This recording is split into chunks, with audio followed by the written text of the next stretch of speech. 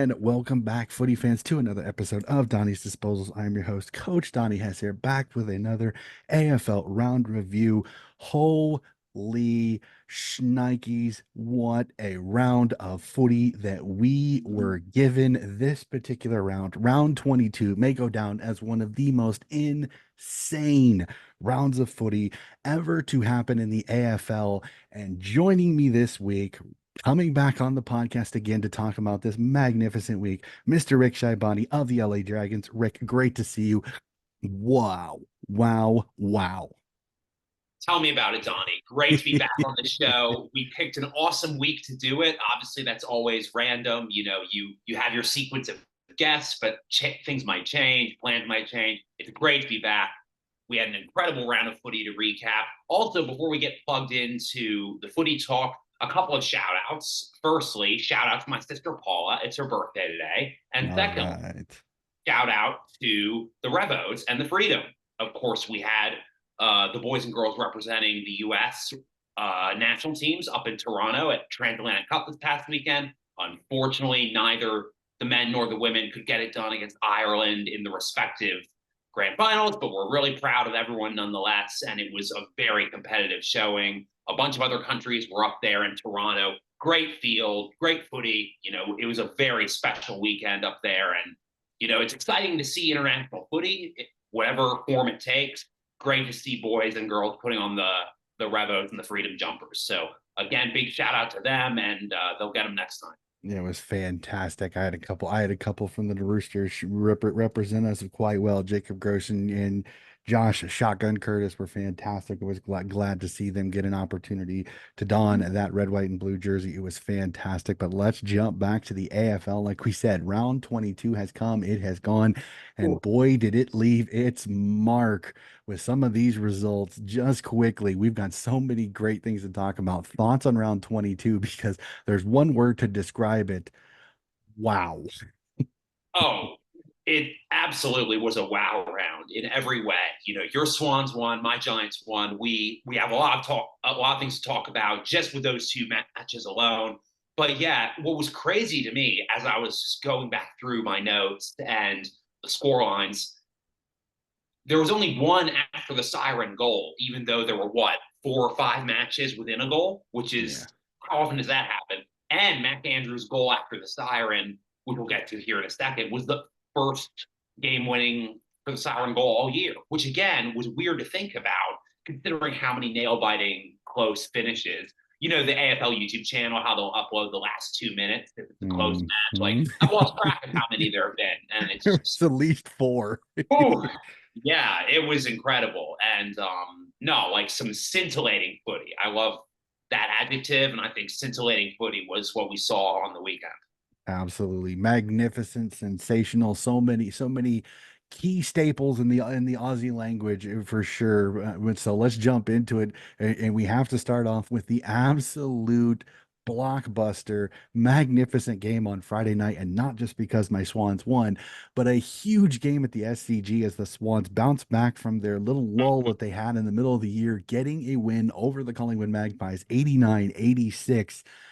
And this is a Yep. game, if you look at the result, it's a neck and neck game. But let's be honest, Collingwood were the better team for 3 quarters, but the fourth, Collingwood fell apart and the Swans jumped all over it as Isaac Keeney, Chad Warner, and Errol Goulden finally got going in that final term, and the Pies could not hold back the red wave that was the Swans.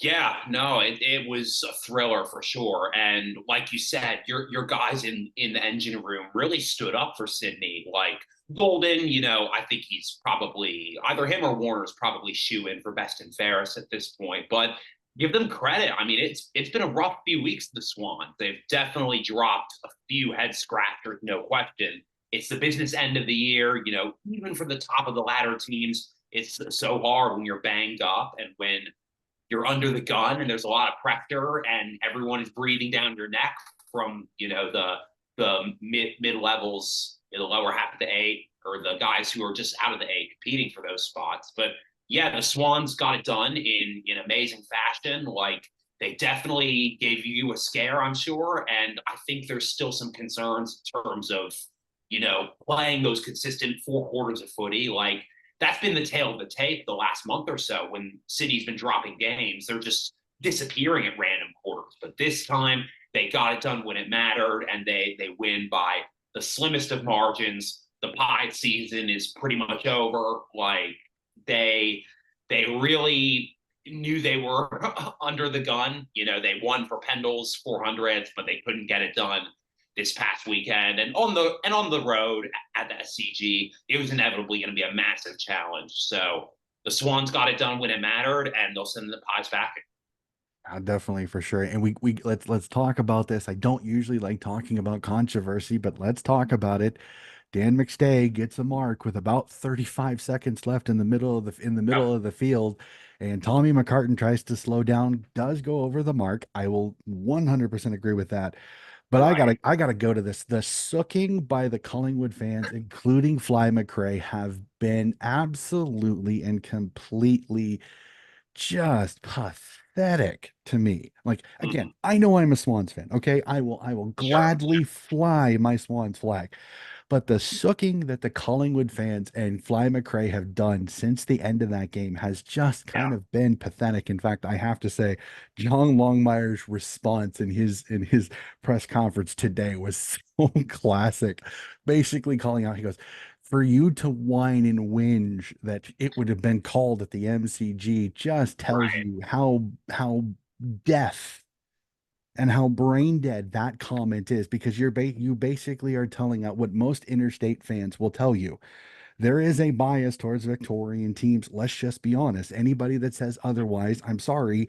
The fixture will Sure. tell you that for sure. When teams like Collingwood play 17 of their 23 games, 17 are Yep. either at the MCG or Marvel Stadium.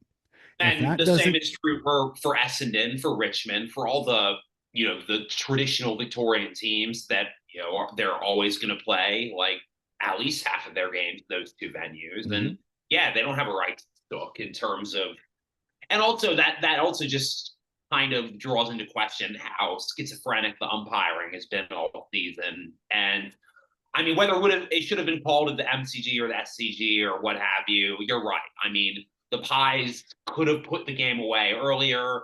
I do think that you're right. That was very much a borderline 50. But at the end of the day, like I the Pies I are supposed to be winning these games under McRae. Like he I built culture on like winning those close games and having that magic. And it seems like the magic has really evaporated for them this year. And this was another example. Well, I say it too. Like many people said online, I just look at Crawley, I just look at McRae and go, "Hey, North fans, say hi," Exactly. because I'm sorry if you can't, if you're gonna say that that's a 50, then you Fly McRae have to admit that the North Melbourne one was a 50, Oh, and you that didn't say was a word about that. So again, it just shows you that you need to be careful when throwing rocks in a glass house. That's all I'll say. Again, like I said, I understand it. I understand fans having a whinge, but if you're going to whinge, you better be sure that it isn't going to look really, really foolish if somebody can pull up yeah, something where you probably, I bet you if I went on your Twitter or your actually your Instagram, that several yeah, weeks prior when you played North, you probably were saying, no, no, no, no, no. Well, it's like, well, okay, then you better say no, no, no, no, no here because it's yeah. basically the same thing. And it was only one player for Sydney. It was two for Collingwood. So again, be be very careful when chucking stones in a glass house, Collingwood fans. Again, Sydney, fantastic. Like I said, I will be bluntly honest. When Yeah. Errol Goulden kicked that goal, it was like 7:15 in the morning, and I literally had to bite my tongue from not screaming and yelling because my wife, I'm literally watching it on my iPad in my bed. My wife is asleep next to me, and I'm going nuts, but I can't say a word. Right. So I enjoyed it. Again, I agree. The Yeah. heart attack was crazy, especially the McStay mark late in the game. I was like, oh no, come on, don't tell me they're going to. So I know. when the final siren went, it was elation again. It's a tough game again. Is Collingwood's season, unfortunately, they need a lot of help, and I'm not sure they're going to be able to get all of it in the It's last two doubtful games. for sure. Yeah, It's mathematically it is still possible. It just very a lot of things have to go their way, and I'm not sure all of those are possible with the yeah, math. But again, anything the way this season is going now, I'm going to say it. They're not out of it, but they're really close. So let's yeah. Like they're very close to be mathematically eliminating or eliminated for sure. And I think it's they're kind of in a tough spot going forward. Like great win in terms of getting Pendles back for another season. That's massive. Again, I think the two draws this year really screwed them over. Like I remember really thinking hurt that at them. the time, it's like, okay, one draw, you can kind of overcome that percentage wise, right? But Mm, two draws, you are screwed. So I yep. feel like that was something that really tripped them up earlier in the year. Obviously, they had injuries, they had patchy form. Like, disappointing year for Darcy Moore. Steel Sidebottom still got it. He had a great game against Sydney. Bobby Hill's still doing his thing at small forward, but they've just had some, uninspiring form. And again, under McRae, they can how should I put this? And all respect to their flag run last year. They definitely earned every bit of that premiership. But you get the feeling that again, their close game record under McRae is kind of deceiving because like that can touch over a lot of inconsistent form if you can win the close ones, especially at MCG. They're great at Mhm. that. But you again, they're if they miss the finals altogether this year after winning the flag last year, they're running the risk of becoming a one and done team like the Demons. So Mhm. it's a really pivotal off season. I don't think anyone with the Pies is happy about anything, but Pendles is running it back. Darcy Moore is still playing well. Jamie Elliott, if he's healthy, I think is great. Side bottom is getting old too, but he's still a factor. But I think they've got to draft that. They haven't really drafted amazingly well these last few years. And I think, you know, depending on how their salary cap situation looks, they might need to, be a little picky in free agency, get a couple guys in who can really be win now pieces so they can just put all their chips in the middle and push them in for next year and try to run it back and give Pendle the flag as he finishes out his career. Yeah, it'll be really interesting. It'd be really interesting to see it. I know that there's several forwards that they've been in discuss they've been linked to that'll be quite interesting to see how that Yeah. goes again. Collingwood will be quite the interesting one. I don't think that they drafted badly. I just think that the problem is that a lot of their young talent has just it's not performed when it has been on the big stage, and they're continuing to rely more on guys like Pendlebury, like Sidebottom, like DeGoey, that honestly their days are getting numbered. They're closer to the end than this beginning, and they really don't have anything behind them that I think it's Well, going to be think about the going. interesting. I mean, Oh yeah. you're right. Goey's a perfect example. His salary, I'm not going to say he's a salary cap drain, but given the big bucks that they're paying him, like you'd expect more return on that investment right now. So, yeah, I almost forgot about him. Yeah, and then I also look at it too is that a little bit with McRae is like you look at their run to the flag. Yeah, they won a champion. Yeah, they won a premiership, but you also got to look at it too is I think they papered over a lot of cracks in their style because they won a lot of those close games, but not every single one of them was against good teams. They there were several times they played some not good teams Yeah. and had to win that same way. So I think there's a little bit of I think the cracks from the previous two seasons where they kind of were able to paper over them because they won a premiership or they got so deep in the finals. I think this year it's starting to get exposed a little bit. It'd be interesting to see. So Possibly. let's jump up to the GABA where you, sir, are smiling an ear to ear wide smile as your Giants find a way to knock off the red hot Brisbane Lions by 18, 82-64. Sir, the orange tsunami is back. We are very much back.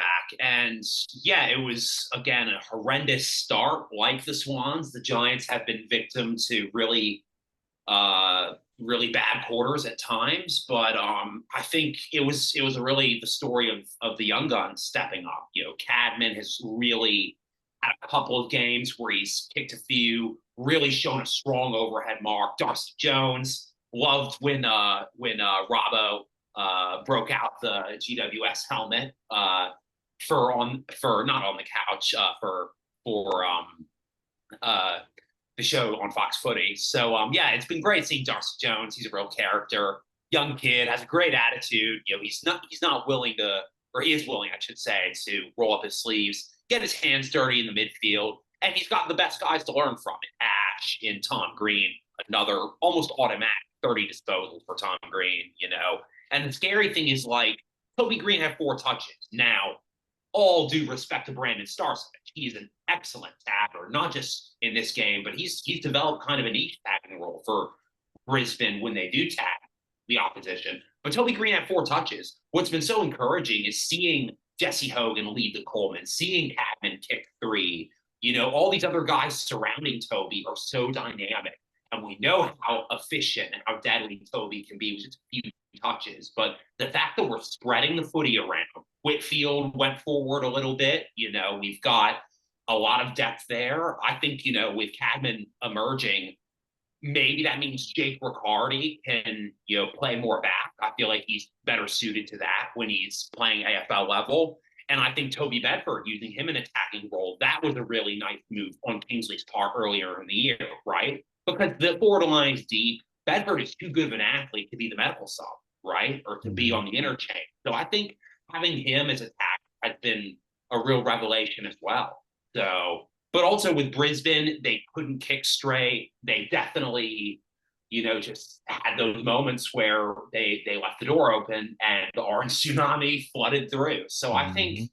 I think again, seeing the youngsters really develop and come through the Giant system, we haven't been afraid to, bleed some of the youngsters. Lecalier is another guy who I've been Mhm. really positive on. He's had some injury concerns occasionally, but he's a raw talent who's been developing nicely. And Mhm. again, hot start for Brisbane. I still think they're top 4 material. They might even be the flag favorite. And for the Giants to go up to the Gabba and have a win like that, that's a huge, huge scout, right? So I think Mhm. the Giants beating Melbourne at the MCG, proving that we can win in the MCG, and then proving we can be the flag contender in Brisbane.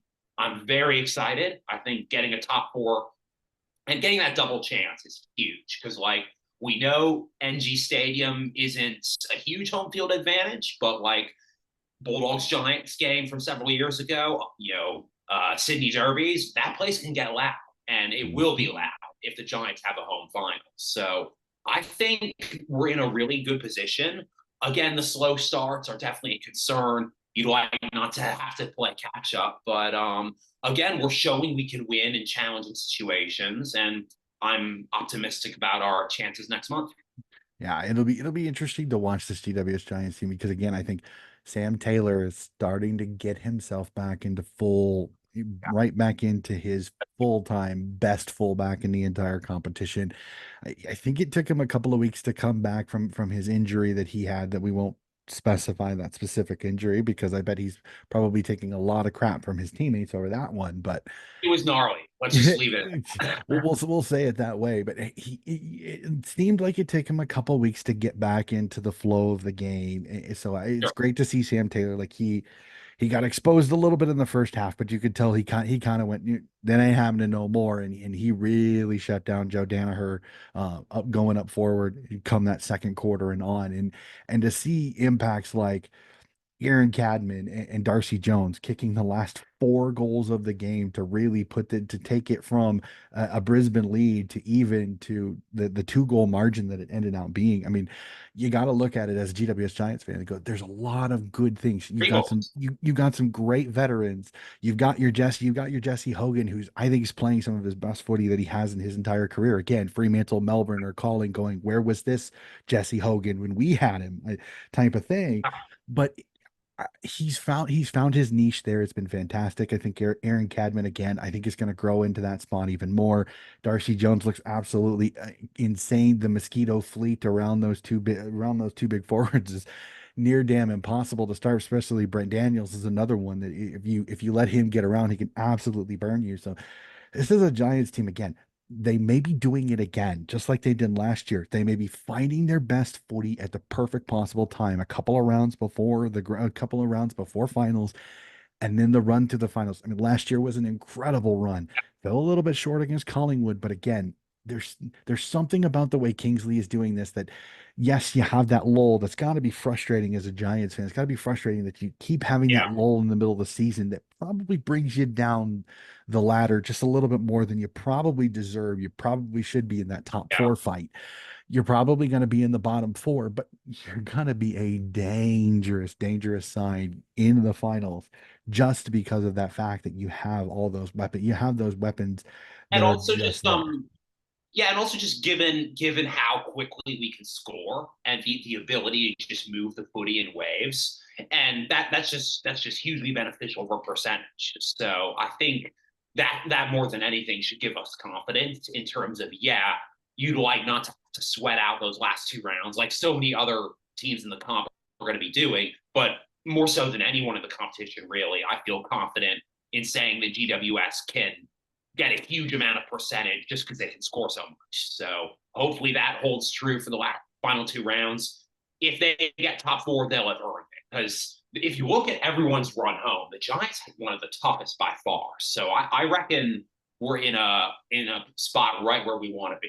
Yeah, So it's gonna be so interesting watching these last two rounds because most definitely. there's so many 8 point games. It's gonna be insane. So let's jump to it. I know this may be two teams that are towards the bottom, but they have another cracking game as the West Coast Eagles find a way to get it done in Hobart and Blundstone Yes. Arena with a 5 point win over the Roos. And I got to say this, I tipped the Roos because the Roos have been so good at Tassie. I think they're starting to find their form. This has to be Sure. very disheartening for the North Melbourne fans because this was a perfectly set up Eagles team. You have that home field advantage at Tasmania, but the Eagles are maybe starting to find that these youngsters that they're putting in certain places are going good. I mean, Oscar Allen, how clutch of a goal was that?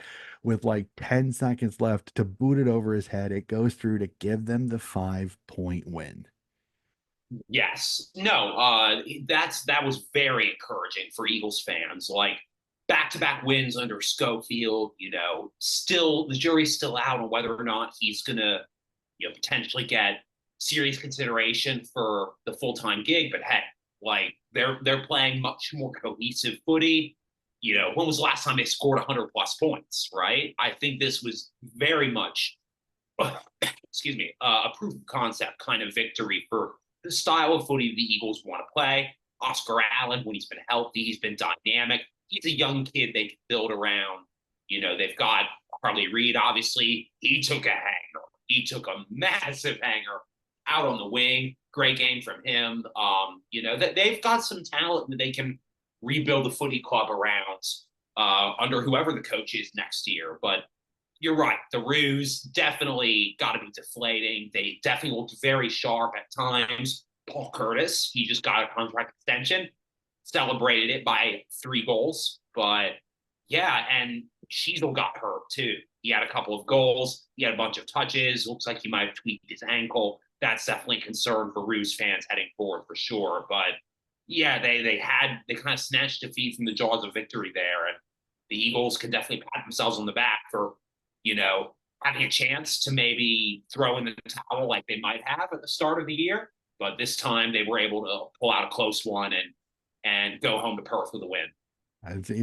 It's good. It'll be interesting to see. Does this push the Eagles to potentially hire the caretaker coach? Because I know that's been one thing many people say in hiring the caretaker coach after a couple of wins is sometimes ended in disaster. So it'll be very I mean, we interesting saw to it with see. Reece Shaw at North. So Yeah. yeah, be careful what you wish for. But yeah, the Eagles are definitely showing signs of life. I think they'll have the ability to compete more consistently next year. I think, regardless of who their coach is. Again, crucial draft year coming up for them. You know, this is like the next phase of their rebuilding, and we'll see how aggressive they are in the offseason. But yeah, definitely something that again the fans can kind of finally feel excited about.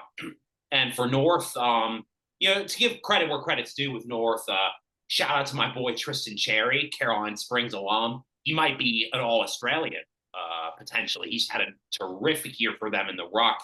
He'll probably be top three in North at the very, if you think. Another guy who favors the helmet, instantly recognizable. But he's had a great year for them in a year where they've needed some highlights. So I think, again, North re signed Paul Curtis. They re signed Jai Simpkin. They've also got some pieces that are gradually falling into place. But still, you know, it's a marathon, not a sprint. Harko knows that. You know, Sheezel's injury, you hope that they can, you know, get him back for these last two rounds.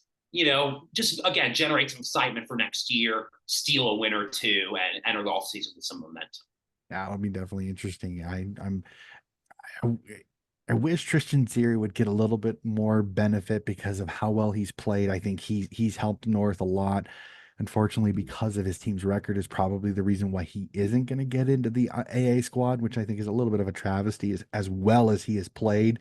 I know you have guys like Gone and Rowan Marshall have played super very good footy, but Tristan Yeah. Zeri should be there. He's done so well. I mean, I think everybody remembers his chase that he had as a ruckman trying to chase down a little forward. Can't remember who he was trying to chase down. Damn near got him. So I That I, was I good. hope I hope he does. I have a feeling that the team's record is going to be what hurts Tristan.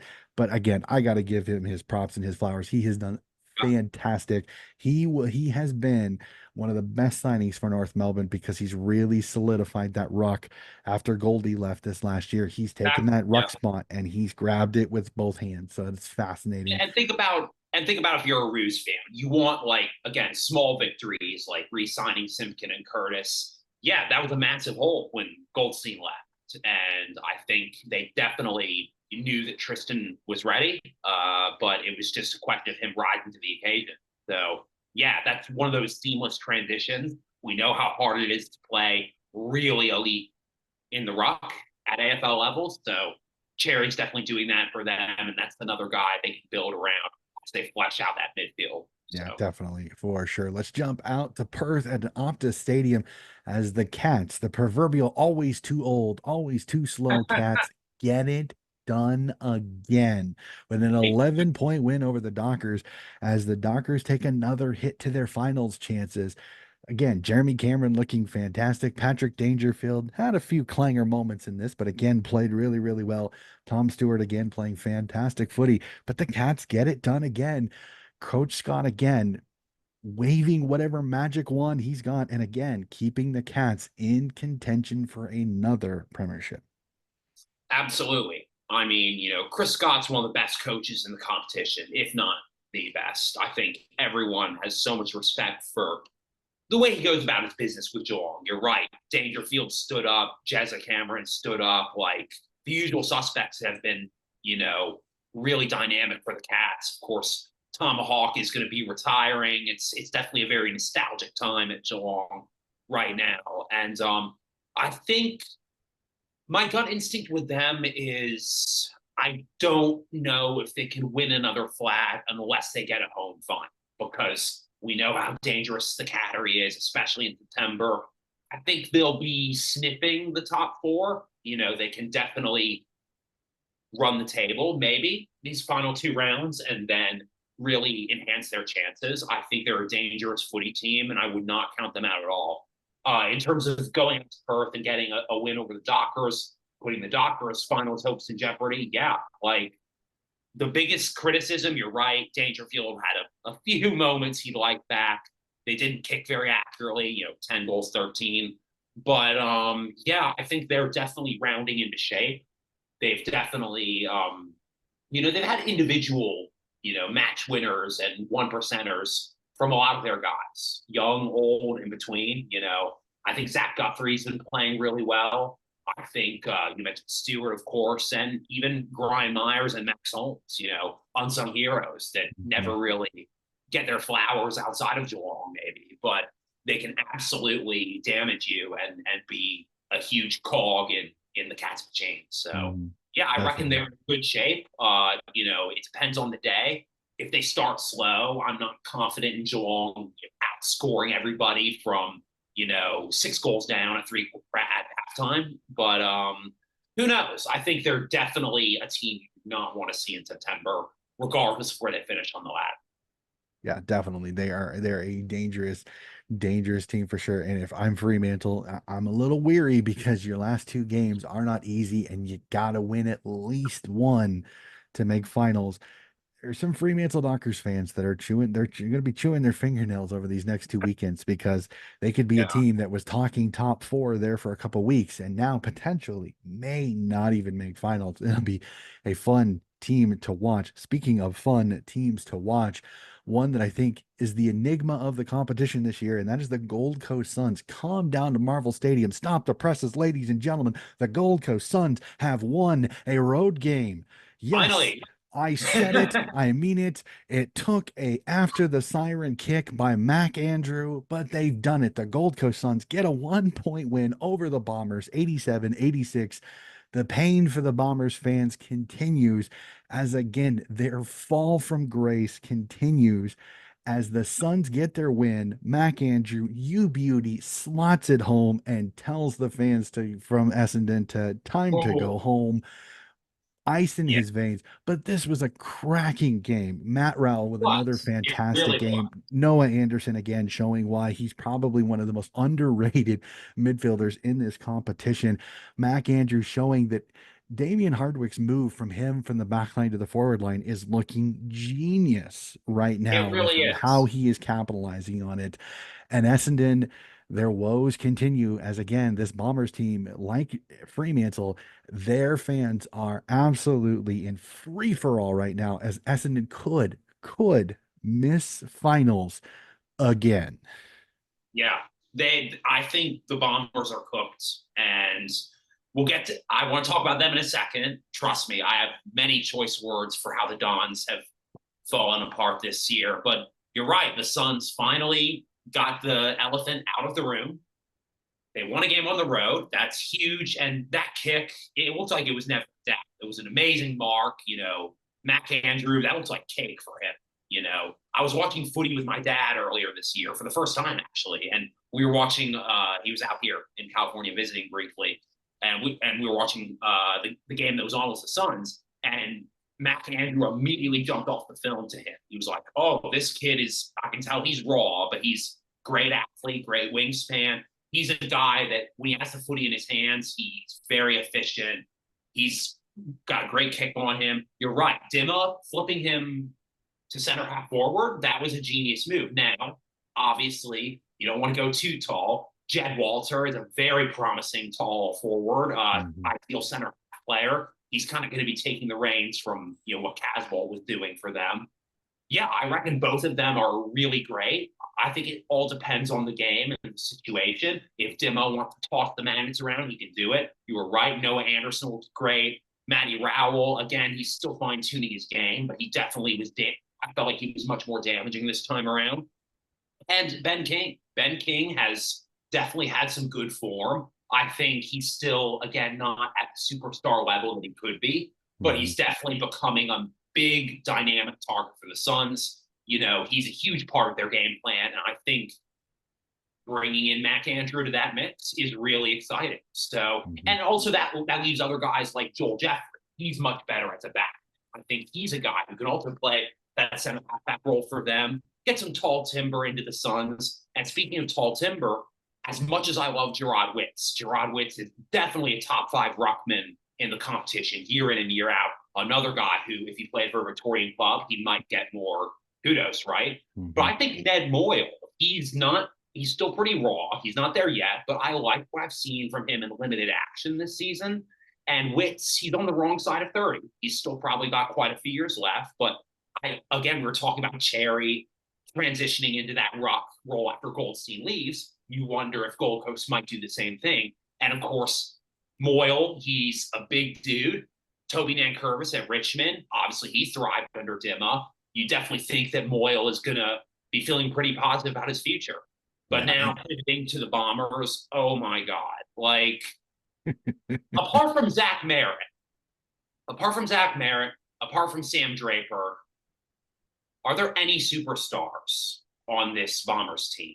I honestly don't think there are. I and in terms of their youngsters, like I like what I've seen from Ben Hobbs. I like what I've seen from some of their other young guys, but this is not a deep side. This is not even a very talented. Everyone wants to paint Essendon as chronic underachievers, and that's true. Let's be honest, that's very much true. But how good is this list really? Like Brad Scott is a smart coach. He Hmm. knows to get the most out of the talent he has. But Look at his teams at it is North not Melbourne. a great list. I don't think this is a great list on. It's just not many guys really jump off the page at me. And like we were talking about earlier, Dyson Heppel, he's hanging up the boots. There's going to be some other guys who I don't know if they're going to be moving on, but free agency, like there's definitely some guys. I don't want to name names, but I think there's some questionable work ethic at that club, and I don't really know who to blame. But I think Brad Scott has a lot more work to do than maybe he first thought when he moved into the hangar. It is not looking good for them. And I think they're going to be tempted to quick fix things because their fan base is so passionate. They're so demanding. We Hmm. saw them throw their scarves onto the oval in disgust. They should not be this bad. And blowing a game against St. Kilda, blowing a game against the Suns, who have been so bad on the road this year, like it's bad. And Hmm. I don't know what an easy fix looks like at Essendon right now. So just a footy club that just seems directionless. And I don't think that's an indictment of Brad Scott. I think he's just struggling to really have that culture take root where there's no entitlement. No one's talking about the Essendon edge. They're doing.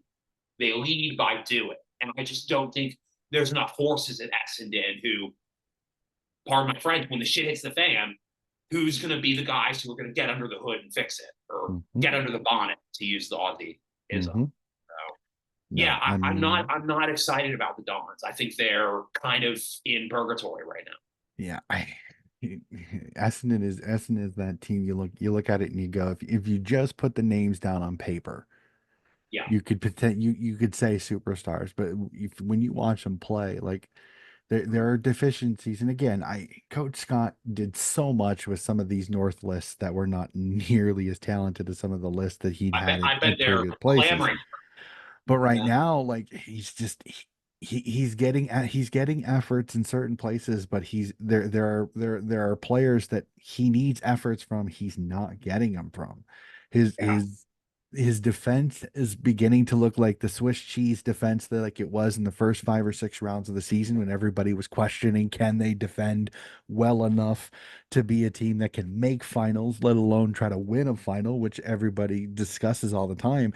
And it's rearing its ugly head again. It's like they've it's almost become Groundhog Day. It's everything has come back to the means that it was right. before. So I don't know. This is a Bombers team. I've just not been confident with them the last few rounds. They've underachieved in games that they shouldn't. They're games Yeah. that they should win, that they're not. I'm just it, unfortunately, again, I think Bombers Nation is in for some more pain because it doesn't get any better. You got a game against the Swans who are coming off a ripping hot win, even at Right. Marvel Stadium, and the Swans tend to play Marvel Stadium really well with the roof being closed. It helps their game out a lot. So it's not Yeah. looking any easier, and you're going to need a little bit of help with the ladder sitting the way it is. So if I'm Don's Nation right now, I'm far less I'm far more worried than I would have been about three or 4 weeks ago when you were sitting in the eight comfortably, just Yeah. like Carlton, just like Collingwood, the same thing. All three of these giant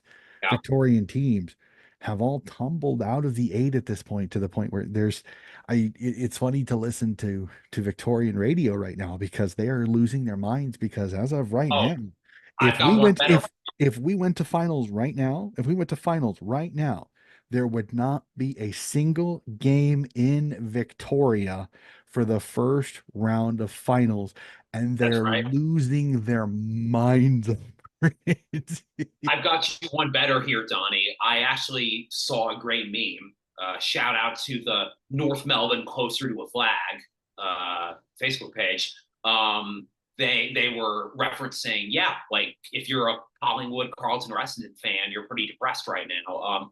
Here we go. Would like to give a special shout out to Essendon and Carlton football clubs. Without you both, I no doubt would have caught so much at work today. But because of your failures, I managed to fly under the radar, and not one person mentioned the Eagles game. Respect. That is Yeah, no, great. I think it's yes, it's a what have you done for me lately league, right? Hmm. And it It becomes is. all the more damning when you realize, look at the last 5 games in their form on the ladder. Essendon Hmm. has lost 4 of their last 5, and the one they won was the one by 1 point over the Hmm. Dockers. So they've essentially almost, they might as well have lost their last 5. So they're 10th on the ladder. We know how atrocious Essendon's percentage is. Yeah, it's a what have you done for me lately kind of league, and the late returns have not been good. So yeah, it's going to be an off season of soul searching. Definitely. It's going to be very, very interesting in Bombers Land how that goes. We'll jump to the next game. I don't really want to talk about this a lot because this game was bowling shoe ugly. And I'm not just talking about on the field. I'm talking about looking in the stands. And again, I don't like ragging Melbourne fans, but again, they find their way to Mm, the yeah, snow so early once their team goes out because I mean the cavernous MCG was barren in the stands for this one as Port Adelaide get a 2-point win over the Demons 53-51. But if you that's look at the right. statistics, Melbourne was in this up to their eyeballs. They were in this game. I agree with what one person said on one of the shows I watched earlier. If it weren't for Jason Horn-Francis, Port Adelaide might have dropped this one, and it would have been a disastrous result for the Power Yeah, coming off an impressive win over the Swans. But to just fall, just barely edge Melbourne, I mean, Port's got to be thinking, huh, we're taking 4 points back to Adelaide. Thank yeah. you. Thank you. Well, hey, I mean, both sides were very inaccurate. You're right about, the D's stereotypically having fair weather fans at MCG. And you were right. They had the lead for 66 minutes out of the game. That is wild. And we talk about Collingwood's record in close games not being what it was. The D's are the same way. They've had 3 losses by less than a goal in the last 7 weeks. And that crushes so much momentum, especially when you're a veteran team that should be winning those games. And I think, yeah, like Simon Goodwin has got to be frustrated. It's been a frustrating season for the D's. Like they've been so close at so many points, but they haven't had that spark. They haven't had that magic that they did during their flat run. Again, both teams were inaccurate. Posy Pickett had an amazing game for the D's. I love what he Mhm. was doing. He had a quiet few weeks. That was a huge performance from him.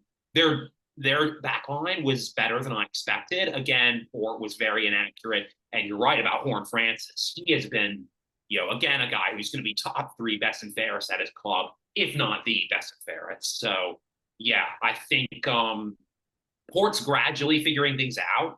They're a team that the less that are under the microscope, the better off they are, right? We know Mhm. how Hinkley has been treated. We know what the question mark is about his status. Todd Markle got a concussion. That's a concern given that they need to win their last 2 games to really bank that home final at the Adelaide Oval. And because again, home field advantage is crucial for them heading into September. So yeah, I think they're definitely on the bubble in terms of like kind of being in the same position as the Giants. Like Port's best footy is very much grand final worthy, but I don't know if I really trust them 4 quarters consistently. And again, like, what's enough for Ken Hinkley to keep his job? That's constantly hovering over them. The players know that, but like, what's it going to take for them to really, get some momentum in September and break down that barrier and finally get where they need to be as a club? Yeah, it'll definitely be interesting to see Yeah. how that Also, one goes. It'll be also as quite far the as some interesting one.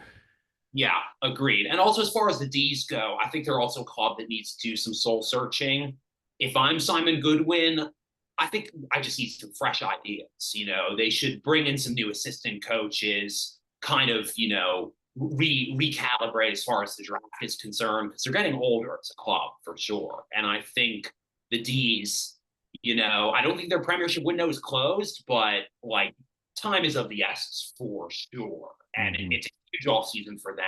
They're pretty much out of the A period. I think they've been mathematically eliminated now. So yeah, tough pill to swallow for them. Clayton Oliver is another guy who's been disappointing. Like, again, given the big bucks that they're paying him, I can't be happy with the way he's gone about it this year. So yeah, a lot of question marks for Melbourne.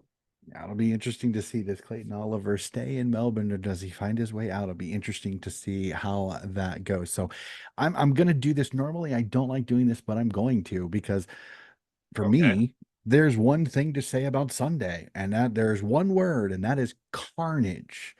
Because none Yep. of the games on Sunday were competitive. I mean, if you take Friday and Saturday, super competitive, so many close games. I mean, so many inside one. Sunday was not that. Sunday was everything Nope. opposites because first game up, Hawthorne v. Carlton, Hawthorne pantsing the Carlton Blues 112-38. St. Wait. Kilda. Carlton showed up. I thought they were still in the car park at the MCG. Well, if you look at their injury list, they definitely showed up. It just they just couldn't keep healthy bodies on the field. I St. can't Kilda, remember. I can't remember the last time someone had 5 injuries in one game. it What was the hell? insane. St. Kilda get a win over Richmond 90 by 48, 99-51, and the Crows pull the upset of the round, knocking off the Dude. Red Hot Doggies 111-72. We'll go through each game really, really quickly. I mean, as we kind of said, the Hawks absolutely pantsed Carlton again. I think Carlton is literally falling apart at the seams. Charlie Curnow going down could be the death nail for the Blues season. They were in the top four for so much of the season. Talks about potentially getting a premiership, and now they may miss finals, and it is tough to watch because Charlie Curnow has been fantastic for him. I know Harry Mackay might have even gone down as well, and you see five injuries, as you said, in this game. But the Hawks, yes, ladies and gentlemen, as a Swans fan, with all of the rivalry, this is a Hawks team you cannot not want to watch because they are entertaining as get out. They're playing fun, fantastic Yes. footy. And if I'm Tommy Mitchell, I am sitting here grinning like a Cheshire cat. Oh yeah. You can't say enough about how the Hawks. Does anyone remember that they started 0-4? Like this is Zero a. and five, and I swear, You're every right. single You're show right. has to mention it at least once. No, you're absolutely right. My mistake. But hey, technically I was right. But no, it's just wild how quickly they turned a corner. But what's even crazier is, as we were saying, 5 injuries, an absolute massacre. We were using scintillating. Let's continue the alliteration with the adjectives. Shell shocking in terms of how did Carlton just hit the snooze button? Like, I mean, this is a do or die game. I know it's easy to overlook Hawthorne because they've been so mediocre for the last, several years, but we know that they were a different team. We knew they were focused. Michael Voss knew they were focused. So the fact that they just seemed blown off the park immediately from the Hawks. Here's a hot take for you. Could Massimo D'Ambrosio have been the free agent steal, given that he just racked up 31 touches against Patty Cripps, against all those midfielders at Carlton that have been hyped up all of the past 365 days? And D'Ambrosio played a little bit for Essendon, showed some promise, goes to Hawthorne. He figures to be a small piece of the bigger puzzle, and Mhm. he does. And not only him, but Weddle has been great. Lloyd Meek has been a terrific revelation in the Rock. He was another great free agent steal for them. The Hawks are building something. Everyone's jumping back on the bandwagon with Hawthorne. But with Carlton, I mean, if they actually miss the eight, could Vossi be in trouble?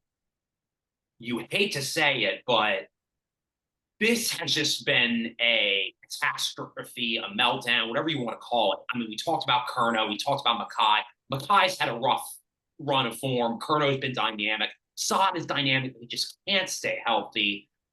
Everywhere you look, Carlton has injuries. They have inconsistent form. With a list this talented, a list that should be flag ready, this is alarming.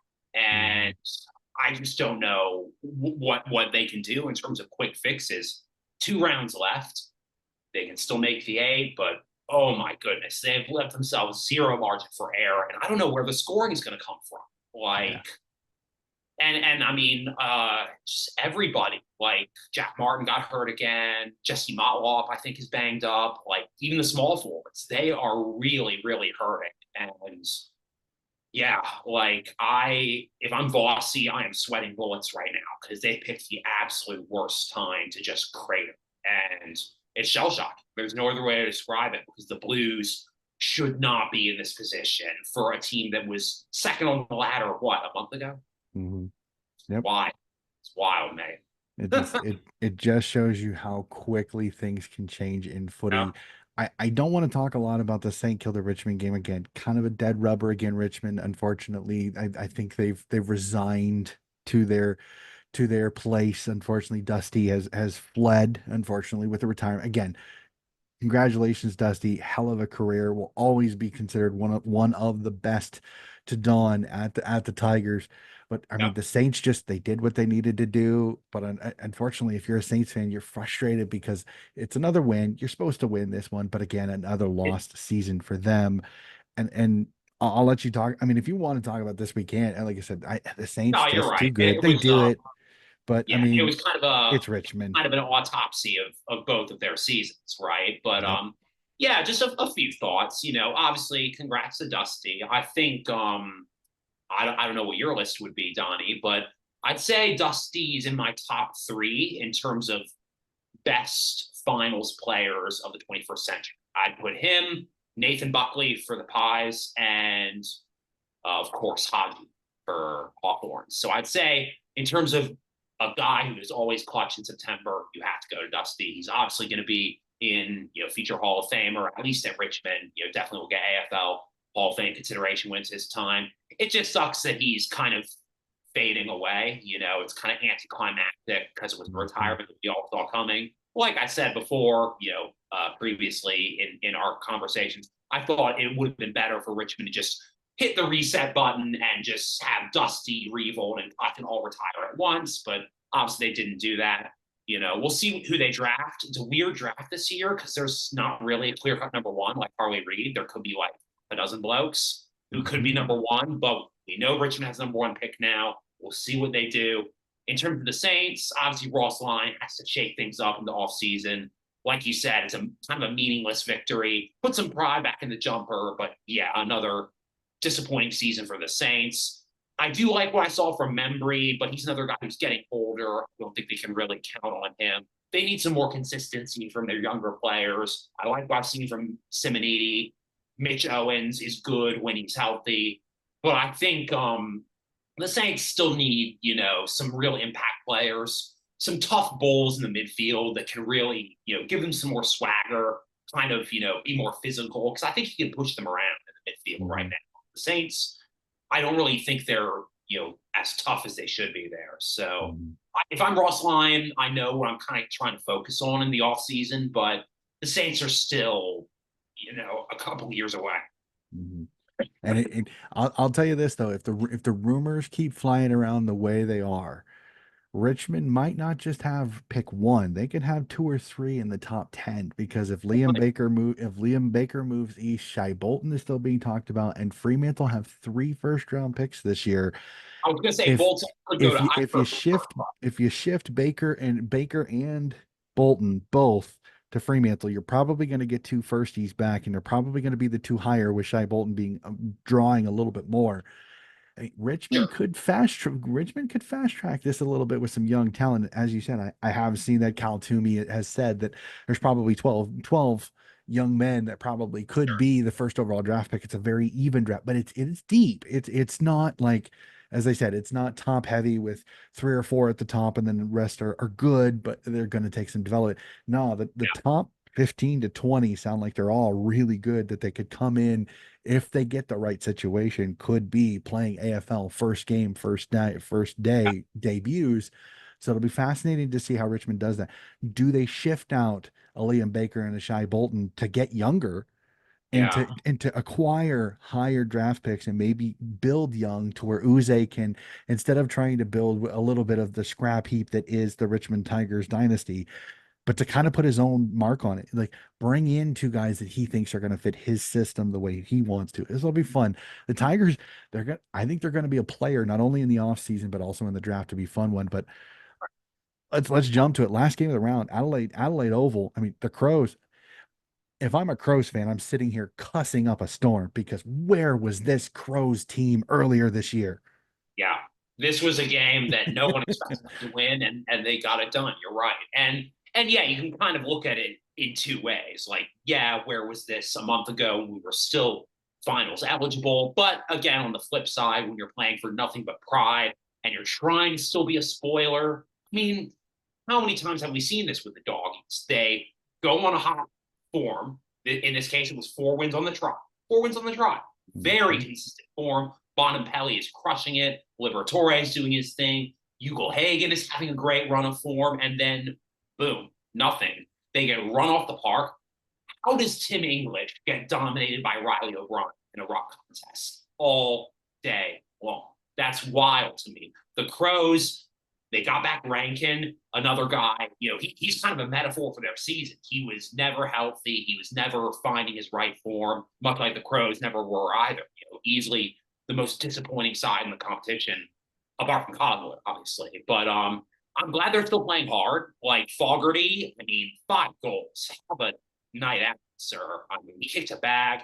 I think they definitely do feel comfortable in terms of if Tex Walker chooses to retire, they feel good about Fogarty. They feel good about Riley Philthorpe. Again, doesn't have a clean bill of health a lot this year, but when he's been on the ground, he's been dynamic. Those are two tall guys they can very much build around. Again, if Rankin's healthy, he's a small forward option. Matt Crouch had a great game, 32 touches, I think. And even by Bevo's own admission, the Crows' pressure was just overwhelming. So, and Ben Keys. Ben Keys has been a guy who I think the Crows, disappointing season, but Ben Keys is a guy who I never question his effort. I never question his work rate. Came over from Brisbane a few seasons ago. He's actually been a pretty good piece in the Crows midfield, all things considered. So, and he Mhm. can sometimes go forward and kick some goals too. So, again, he kicked 3 against the Crows. But again, with the doggies, where was Hugo Hagen? English got dominated. And here's what's even more frustrating if you're a doggies fan: they won the inside 50s by 10. They won the inside 50s by 10, and they lost by how many goals? Unreal. 39. So that would be Oh, and six. I hate to call out players underperforming, but in the context of the doggies want this guy to be their future. Again, Hugo Hagen was nowhere. Sam Darcy kicks 1 goal 5. That is not going to get it done AFL level. He's going to develop with time. They love him. His dad was a great player, all due respect, but that is a rough day at the office for the young man, and kind of emblematic of how bad the doggies looked all day. So yeah, they have no business dropping that game to Adelaide, especially at this point in the year when percentage is on the line and the ladder is on the line for the eight. So, Yep. but again, how many times have we seen this under the doggies? They're finally catching fire and then they just lay it out. It's Jekyll bizarre. and Hyde. For a Jekyll team and as Hyde. well coached as they are, they should not be doing this. Hmm. Wow. They are a Jekyll and Hyde team. There's a few. I think Port Adelaide is another one that is a Jekyll and Hyde team Sometimes, yeah. that there are days, and Fremantle sometimes can even play that card a little bit too. Like you don't know, are you getting the really good team that could beat anybody in the competition? I mean, the Doggies came off a win over the Swans at the SCG, the first time anybody had beat them by more than 6 points, and they flogged the Swans for most of that game. But Did. again, this is another one. The Duggies, I have a few friends that I know that are huge Duggies fans, and I ask them each and every time. I said, "Can we trust them? Can we trust them?" And I know one of them I go back and forth with from the A3 podcast, Alex Doherty. I looked at him, I asked him going into this round, I said, "Do you trust him?" He says, "I'm still not sure yet."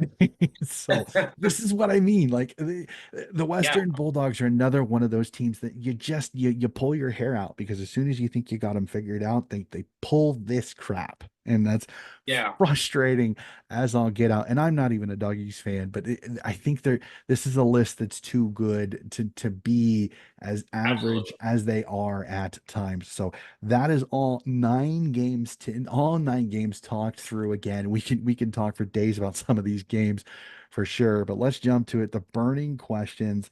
And we'll go off the theme, the wow theme that I started this one with. 2 rounds left, only 2 rounds. I know, where does this season go?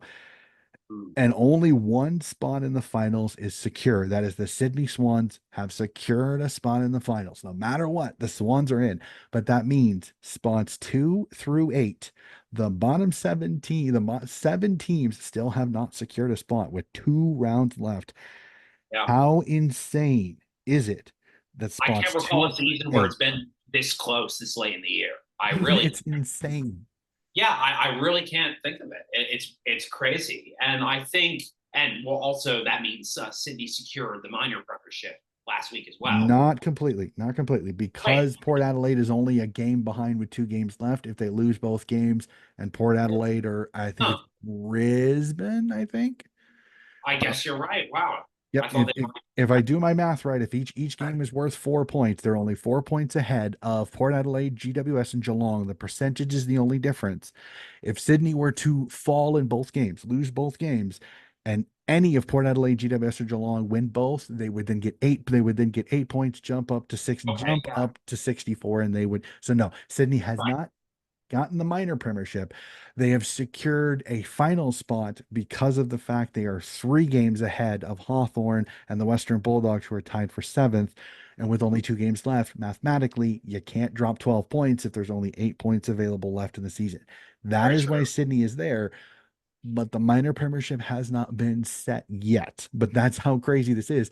There's a Yeah, that's incredible. 1 game gap between first and fourth, There and then a is. 2 point gap between fourth and fifth, and then only a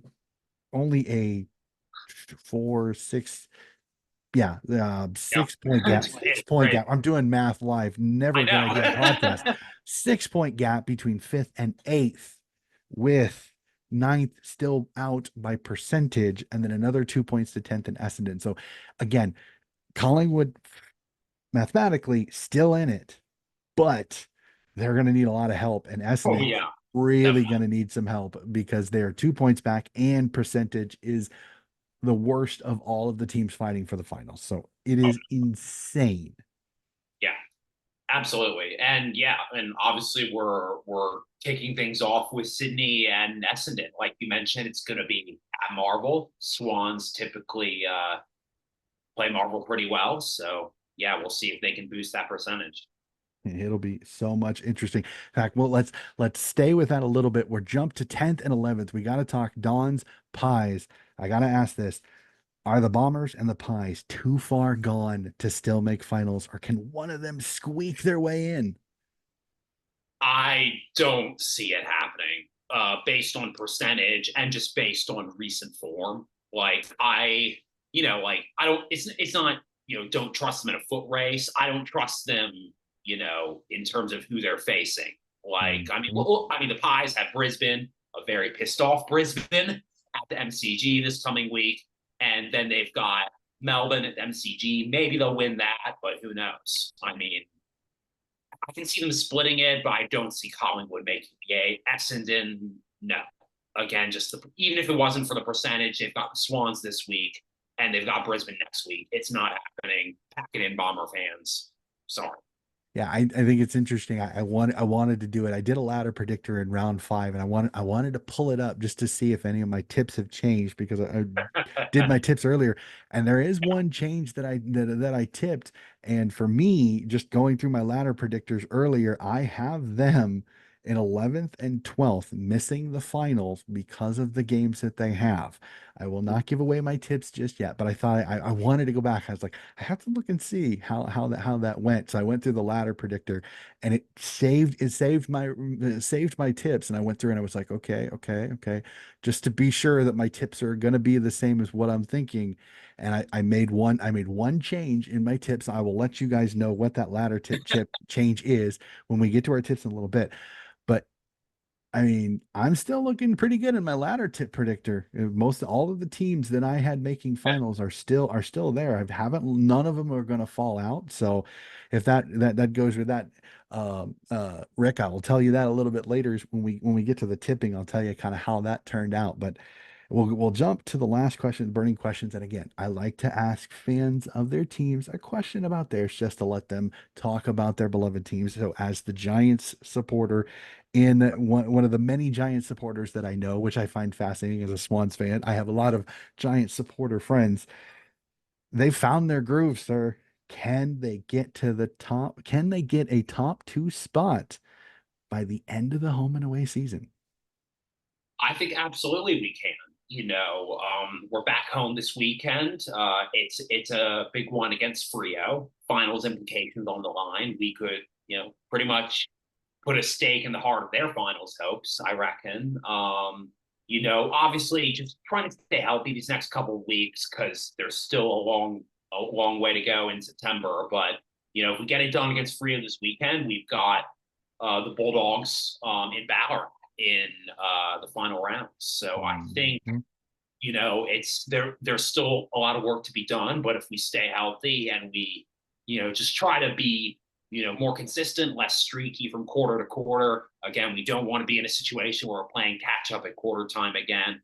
But yeah, I mean, like, again, the Coleman watch, I think, is also going to be huge because Hogan is in the lead, and given that Kerno got hurt, and the current run of form that we're enjoying, I think he could definitely wind up with some hardware by the end of the season. So that's another thing that's worth watching. Like you said, Sam Taylor's return. Fingers crossed he can get back into the mix here very soon. So yeah, I think the sky is the limit. It's just, are we always going to show up on any given day? And I think Kingsley is, good at keeping us focused. Regardless of the changes week to week, or players coming up from the twos or otherwise, or coming back from injury. I think the cohesiveness and the chemistry is consistently good. So yeah, I'm feeling pretty confident. Like, again, getting a home final would definitely help me sleep a lot better at night. But as long as we're in the eight and we've got a red hot crowd to do some damage in September, full speed ahead, baby. Let's do it.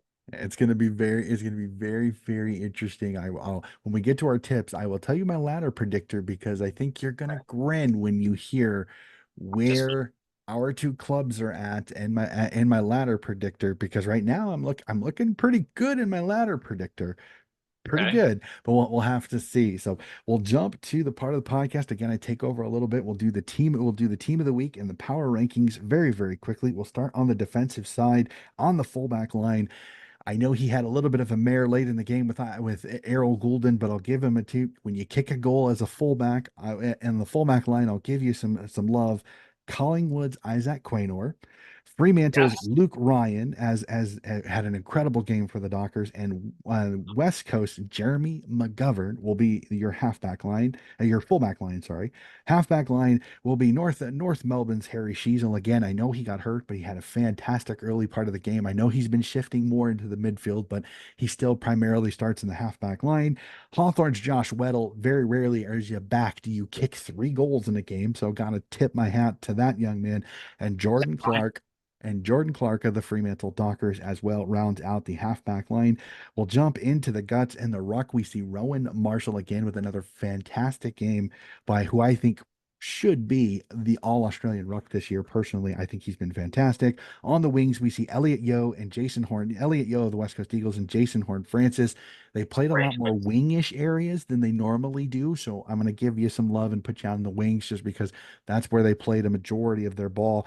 Horn Francis did go forward a little bit, but a lot of his possessions were out on the wing. In the center, Chad Warner of the Sydney Swans, Western Bulldogs, Marcus Bontempelli, and Fremantle's Caleb Sarong with another fantastic game for the Dockers by Caleb Sarong. The half forward line, we see Mac Andrews. You kick a game winning goal and kick 3 goals, you got to be there. Keziah Pickett with another fantastic game for the Melbourne Demons. And Paul Curtis of the North Melbourne Kangaroos. And the half forward line, the full forward line, tall and athletic. We see Darcy Fogarty of the Adelaide Crows, GWS's Jesse Hogan with another fantastic one, and West Coast Oscar Allen round out the starters. On the bench, we see James Sicily of the Hawthorn Hawks. Essendon's Sam Draper is our ruck. In the mid, Tom Powell gets a nice little tip off here for me for the midfielder and North, and the rookie sensation of Essendon, who I think is only going to get better over the next couple of years, and that is Nate Caddy of the Essendon Bombers, gets the forward spot for this week. Quick thoughts on the team of the week again. A fun one because a lot of goals kicked by these forwards. And by those backmen. Yeah, I know. No, Weddle you're kicked right. three. They were definitely. I was like, that was easy. That was easy when I was filling. I was looking. I was going through. I'm like, oh my gosh, Josh Weddle kicked three. Well, there's an obvious half forward, half back one. Yeah. No, that was yeah, he had a hell of a game. I think He did. He was fantastic. He's been Weddle amazing for this. Again, I agree with you. Marcio D'Ambrosio is another one. I've had him several times in the wing and the half four and the half back line just because he's been yeah. magnificent. I mean, he is making a ton of arguments to be one of the free agent signings, the free agent or moves acquired people of the season this year. He's been absolutely magnificent. So wow. So we'll jump to the power rankings really quickly. Again, my ode to the fourth and long part of the podcast. Again, the one have you done for me lately? Power rankings. The last 5 games is how I do a lot of this. We'll start off number 5, the Brisbane Lions. I know they lost, but they've been really good. They have a lot of winning streaks, and there's not a lot of teams with a lot of winning streaks right now. A lot of teams with win loss type of situation. At 4, the Hawthorn Hawks. Again, they've been fantastic. I hope they make finals because they're entertaining as all get out. Number 3, the Geelong Cats. At 2, the Port Adelaide Power. And at 1, the GWS Giants. So that is my power rankings top 5. It'll be fantastic to see how that goes. Let's get to tipping, sir. I know it is early in the week. The injury report still hasn't come out, and right now Carlton's injury report may seem multiple pages at the pace they are going. So let's jump right into it. The cracking eliminator game for me. Marvel Stadium sees Essendon v Sydney. Sydney can knock the Bombers out of finals contention. The Bombers are fighting for their lives. Who gets the Chalkies? Does Essendon keep it alive, or does Sydney end the Bombers season? I think Sydney will win. You'd expect the Bombers to put up more of a fight than they normally do just because of the way the last few weeks have gone. And because Sydney was, looking pretty vulnerable heading into last week. But I do think Sydney's going to win fairly comfortably, 4 goals and some change. I think Sydney win this, but I think Essendon keep it close. But again, I think the Swans, they may have gotten that step they needed to get their form back. And if the rest of the competition is looking at Collingwood going, damn it, you might have helped the Swans find their form. It'll be interesting to see. Swans win this one. Think it's going to be close though. Bombers under the Marvel Stadium will help them. Will help them out. It'll be interesting to see, where does Logan McDonald play? Does he play forward or does he play back? Does Lewis Melican come back for the Swans? With Essendon, how does that go? Does Xavier Dersma get up and play in this game? There's a few question marks. Does Goldie come back in? So I'm going to tip Sydney in this one. I like their mojo a little bit better. I think the Dons fans might have taken the Mickey out of their team enough that it could take some confidence away from this team. And this is the worst time to have that happen. Tipping Swans, thinking it's going to be another classic on Friday night. We jump up to People's First Stadium as the Suns host the D's, who are being held together by any adhesive they can. Suns at home, easy tip. I've taken the Suns on this one. I think they're riding a high of momentum. The problem is it's just going to fall a little bit short when it comes to finals. Yeah, it's unfortunate because like I don't think Hardwick was wrong in like the 80% of the Premiership roster is already here. The Suns I weren't going will to make. debate with you on that one if you want to. Well, I yeah, but I will. think I will right. debate with anybody on that one. I don't think he's got 80%. I think he's lucky if he's going to get 50, because I think Lukosius is out the door. I think the dropping of Lukosius is gone. That's not an easy fix. I still say there's some older players on there. Nick Holman, does he survive? Ellis has No, no, just left the building. I'm not saying that there's not going to be players that they're going to get rid of. Of course there are, but I think in terms of I think it was unrealistic for the Suns to play finals in year one under Hardwick. But, they I agree. finally, again, they got the monkey off their back. They finally won a game on the road. They've been great at home. The D's are vulnerable. Hopefully they can get some percentage. And hey, ninth or 10th on the ladder looks a lot better than 12th or 13th, and they're Mhm. 12th right now. So I think they've still got some guys. You're right. Heading into the off season, they need to retain. They've got Ben King locked up. They've got Anderson. They've got Rowell. But you're right, Lukosius. He's a South Australian. He's going to be linked to departures. What can they build on to give themselves momentum heading into the off season? I think Hardwick is going to figure it out. They'll finally get to finals at some point under him. It's just what else are they missing other than the obvious? They were bad on the road. I don't think they were super deep this year, or at least not as deep as they thought they were, maybe. But Mhm. so the Suns, I don't think they were ever destined to make September yet. It's disappointing they missed finals again, but they've got an opportunity to flip the script, get some big percentage points, and beat a D's team that isn't exactly lighting up the scoreboard. So if the Suns Mhm. can't light up the scoreboard, if they can carry that momentum from an emotional win with Mac Andrew, then I think they'll win this one anyway. I'm tipping them by 3 goals. Yeah, it'll be interesting. That'll be a fun one for sure. A classic at NG Stadium as the Dockers make their way east to take on the Giants. Huge one here for your GWS Giants, sir. Can they knock off the Dockers, or can the Dockers put a scare into the Giants a little bit? I'm interested. Your thoughts? I think the Giants will pull it off.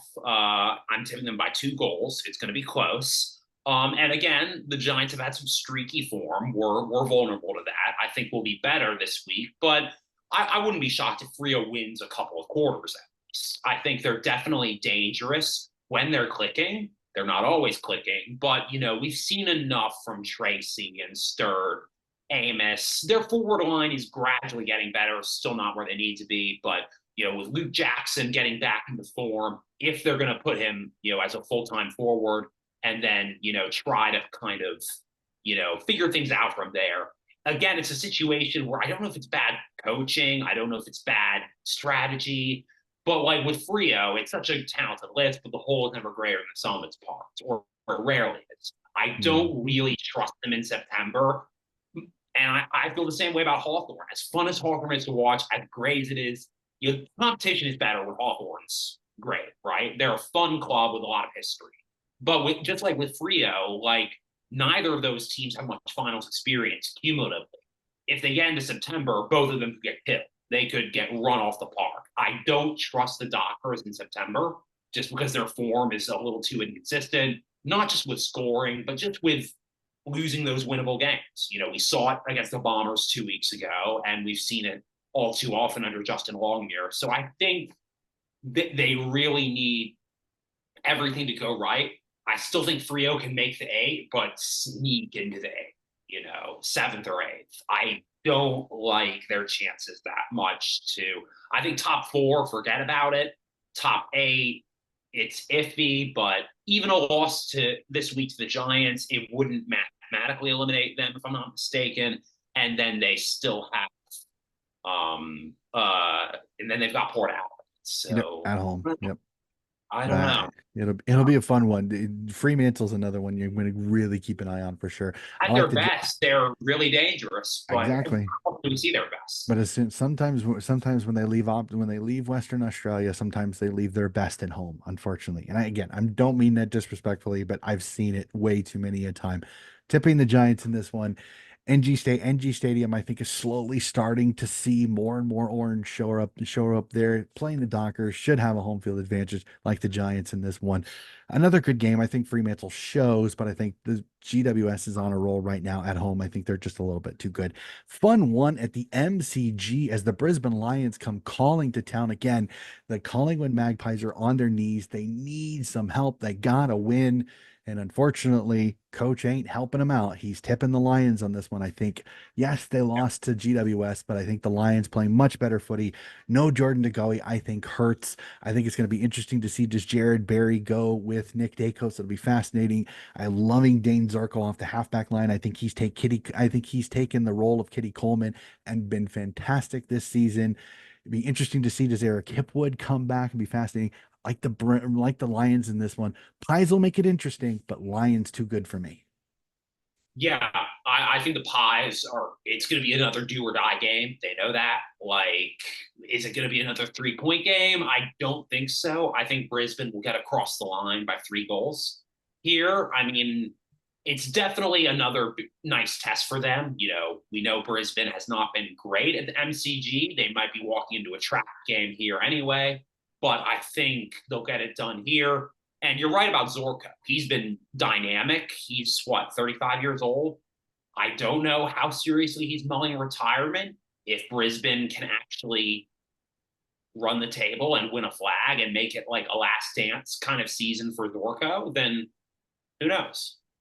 But I do think the Lions are in good position. I still think they're a trendy flag favorite. They're definitely top four material. But, if they can build some percentage here, that'll definitely put them in good stead. And again, it'll prove they can win at the MCG when it matters. So they've got this.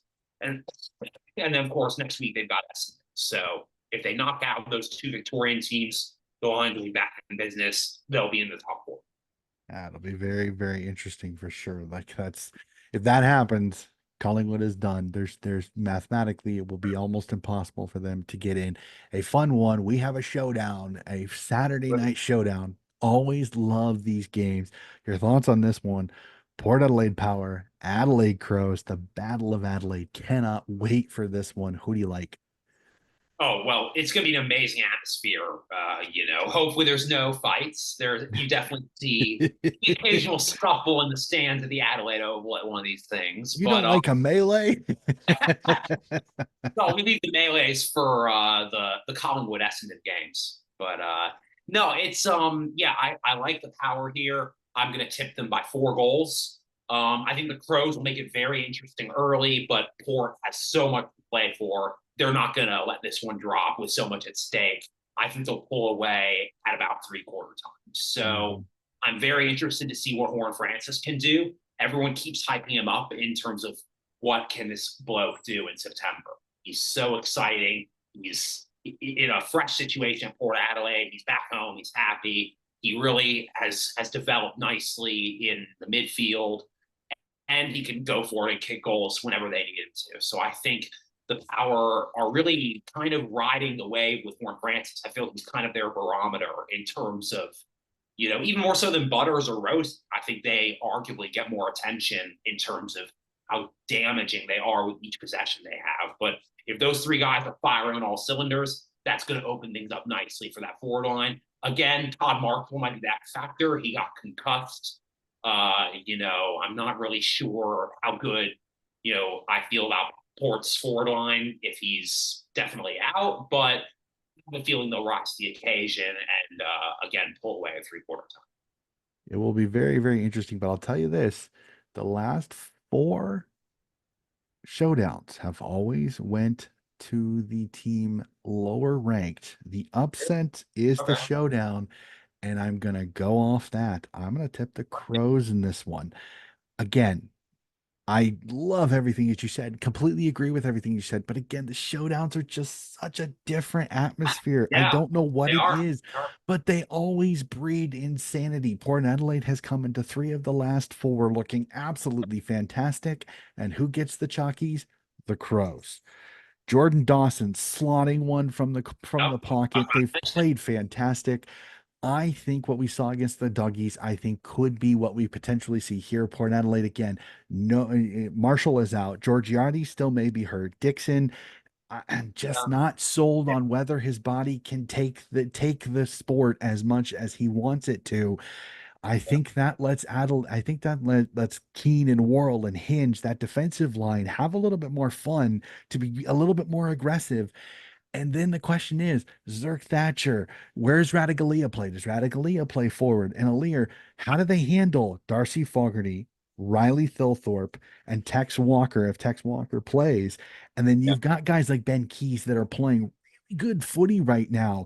You see Dan Curtin making an impact. I like the Crows in this one. I know it's a little weird. Like I said, I 100% agree with all the points that you made. Again, Jason Horn Francis could be the absolute toast of this game.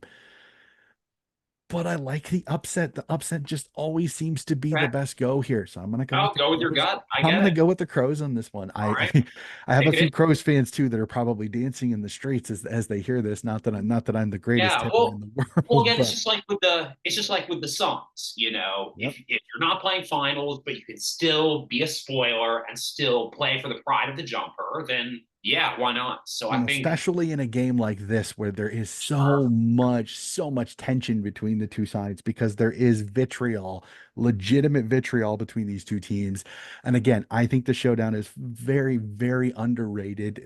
The vitriol between the two teams. I cannot wait for this one. It is a 4:30 a.m. kick. I may stay up and watch this because I think this is going to be a magnificent game. Too bad, but also not too bad. The game that's going to be played at the same time sees Marvel Stadium host the Saints, host the Cats. Don't like this matchup for the Saints. I think the Cats are playing really well. I think Jeremy Cameron is going to be hot. I think he's going to come in and have some fun with this Saints defense. This could be a long day for the Cats, a long day for the Saints. I have the Cats winning this one, and I could see it get ugly if the Cats can get going. Yeah, I've got them winning by 5 goals as well. And yeah, I think more so than anything, you're going to see the Cats try to get as much percentage as possible. It's that time of year. They've got St. Kilda, then they've got the Eagles. So you're going to assume that Geelong is going to want to run everyone off the park these next couple of weeks. So that's why, apart from just like the overall talent disparity, you're right about Rowan Marshall. I think he's had an incredibly underappreciated year in the Rock. They'll have an advantage there, but the rest of Geelong's midfield is just too good. Jessica Cameron has obviously been on fire. I think Geelong is going to win pretty comfortably here, but we'll see if the Saints can at least make it interesting early. That'll be really, really interesting to watch that one. The Sunday games is an interesting slate. I'm interested to see how you think of this one. Doggies, Marvel Stadium host the North Melbourne Roos again. The Roos, a gut-wrenching loss to West Coast, but playing better footy. Can the Doggies bounce back after a dismal performance against the Crows? Who do you like in this one? You'd like to think that they would. I do like the doggies, but yeah, they've shown a lot of vulnerability, and I think Bevo is going to have some choice words when they're in the film room this week. I definitely think they'll get a scare. I think North is definitely night and day from where they were, a couple months ago to now. But in terms of them taking that big scalp, North upsetting someone because they should be at that level now, right? Getting towards the end of year 2 under Clarko, full scale rebuild. Again, they're re-signing some of their young talent. You'd like to think that they can finally get some proof of concept and get some reward for effort there, but I don't think it's going to come against the doggies. So I think doggies are going to win by 2 goals and some change. But again, we'll see if North can make this one interesting in the first half. And but again, I can't see them pulling this one off. Sheasel's questionable. I don't think they have the goal kicking ability or the firepower to really keep up with the doggies here. So yeah, it's going to be a close one, but I'm tipping the Bulldogs. It's going to be a fascinating one. I'm going to tip the doggies in this one. I really want North, but again, I think the Sheasel injury scares me a little bit to where I Yeah, don't have enough confidence to take the leap of faith like I am. In just a littlest bit, I have a leap of faith tip that I think some people might be jumping on a little bit. I'm interested to see if anybody else does this too. Let's jump to the MCG, a cracking one that earlier in the season thought would be a dead rubber, but has quite turned into the interesting one as the Hawthorne Hawks host the Richmond Tigers. Hawks too good, but this could get interesting because the celebrations could be fantastic by this Hawks team if they put up the points. I think they can. I think they can too. And, we know how lengthy Richmond's injury list has been this year. Like, they were going to be a bottom 4 side anyway, but, it's you almost feel bad for them in terms of just how many injuries they're dealing with at the moment. And I think, again, when your fans realize reality is finally hitting you and you realize it's a full scale rebuild, you're just looking for the little victories and small proof of concepts. So I think yeah, I think Richmond is just going to try to get some little victories here. This one could get ugly. I think the Hawks are going to win this by 5 goals. And again, Bulldogs are 7.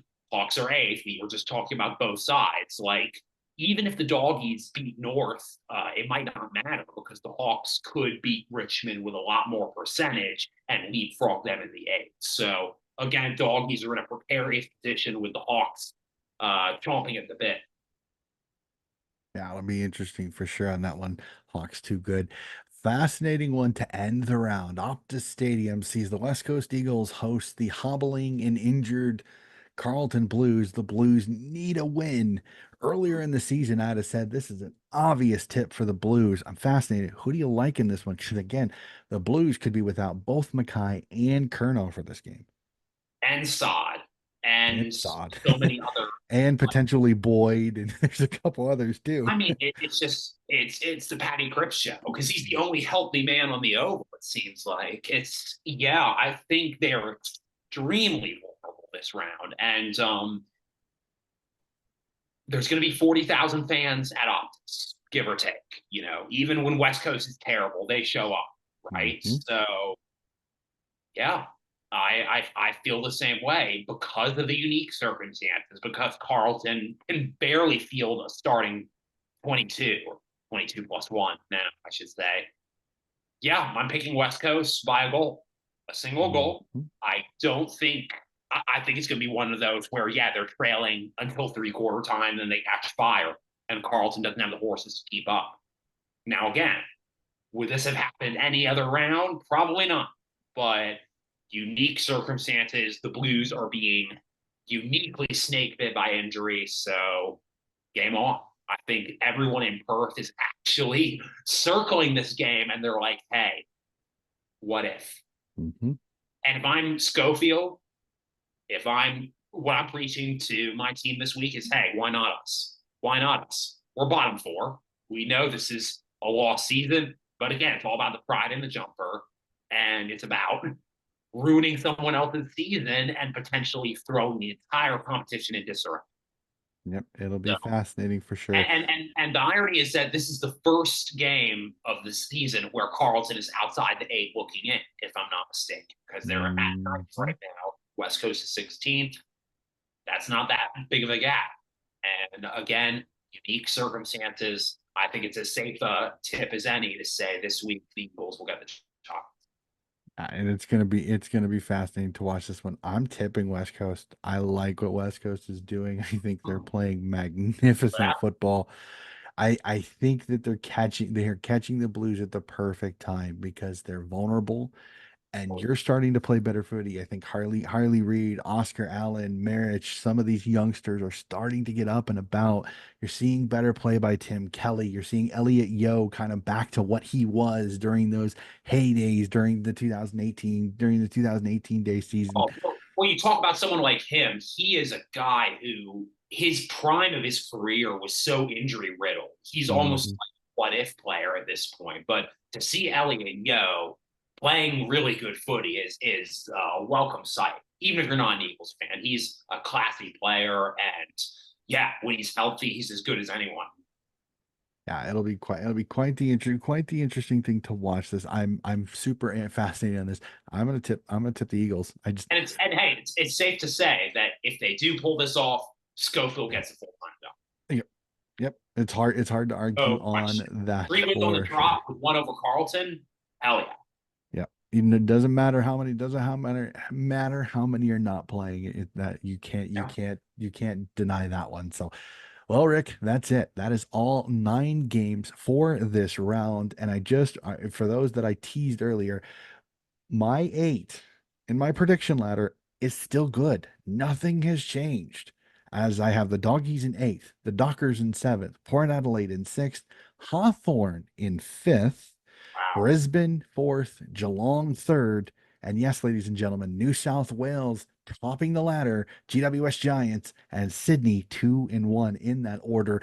I tipped it earlier this year. Right now, looking very good as I have Carlton just out. Now, originally, I had Carlton in. That is the only team from my original prediction ladder that is out. So I'm not doing too bad a job when it Yeah, comes that's to my incredible. tips. Then I've got 7 still available in this particular thing. So it's going to be fascinating to see how this round goes. Because again, if the insanity continues, like I said, who knows? What if North pulls off a win? If North pulls off a win, the Western Bulldogs go back out and Carleton comes back in my prediction ladder. Let's have some more fun. Let's switch. Somehow the Dockers pull off the upset and beat the Giants. The Giants would drop to fourth, and the Dockers would jump all the way up to fifth place. So How these about eight this? point games. What if Hawthorne what if Hawthorne and Essendon win, but Carlton and the doggies lose?